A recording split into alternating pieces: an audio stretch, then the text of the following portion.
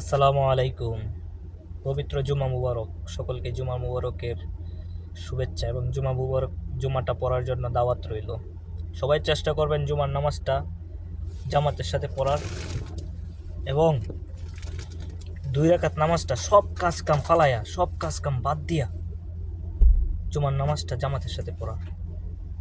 ব্যবসা বাণিজ্য করতে পারবেন সারা জীবন বড়াই, কিন্তু জুমার নামাজটা চলে গেলে, জুমাটা চলে গেলে আর পড়তে পারবেন না। আপনার জীবন থেকে একটা জুমার দিন বাদ পড়ে গেল যদি জুমার নামাজটা জামাতের সাথে আদায় না করতে পারেন। আপনার জীবন থেকে একটা জুমা বাদ পড়ে গেল যদি জুমার নামাজটা জামাতের সাথে আদায় না করতে পারেন। মনে রাখবেন, এই দিন আর ফিরে আসবে না। টাকা পয়সা সারা জীবন বড়াই আসবে যাবে, ব্যবসা বাণিজ্য সারা জীবন বড়াই আসবে যাবে, কিন্তু জুমার দিন চলে গেলে আর আসবে না। আমরা তো নামে মুসলমান, কামে মুসলমান হইতে পারি নাই। ফিলিস্তিনিদের মতো হইতে পারি নাই। ফিলিস্তিনিরা কত নির্যাতন করার পরেও আল আকসাতে গিয়ে নামাজ পড়ে, জুমার নামাজটা আদায় করে। তারা জানে আল আকসাতে গিয়ে যদি 2 রাকাত নামাজ পড়ে সেখানে মারামারি হবে, সেখানে কাটাকাটি হবে, ইসরায়েলরা তাদেরকে হত্যা করতে পারে। তারপরেও এটার তোয়াক্কা না করে তারা যায় ফিলিস্তিন আল আকসাতে নামাজ পড়ার জন্য। আমরা তো এই কাজটা করি না। আমাদের এখানে তো এরকম নাই। আমরা মুক্ত স্বাধীন, তারপরেও 2 রাকাত নামাজ পড়তে আমাদের এত ভয়, আমাদের এত বাধা। দুনিয়াবি আমাদের মস্তিষ্কের মধ্যে দুনিয়াবির চিন্তাই যায় না। কি করবেন এত চিন্তা দিয়ে দুনিয়াবি? আজকে যদি মরে যান, কালকে 2 দিন হয়ে যাবে, 3 দিনের দিন আপনাকে কেউ মনে রাখবে না। আপনার এত টাকা পয়সা, শান শৌকত, মানে কোনো কিছুই কাজে আসবে না। মরার পরে আপনি 2টা টাকা নিয়ে যাইতে পারবেন না। মরার পরে একটা সাদা কাপড় ছাড়া, কাপনের কাপড় ছাড়া আর কিছু নিয়ে যাইতে পারবেন না। থাকবে কি আপনার হিসাব?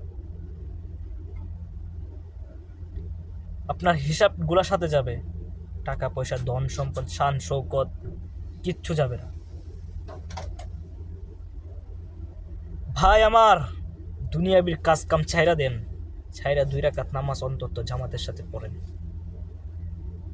শুধু নামে নামে মুসলমান হলে হবে না, কাজেও দেখাতে হবে। মুসলমানের প্রমাণ কাজে দেখাতে হবে, নামে না। আপনি নামে মুসলমান, আমি জানি আপনার বাবা মুসলমান ছিল, আপনি সেই সূত্রে মুসলমান হয়েছেন।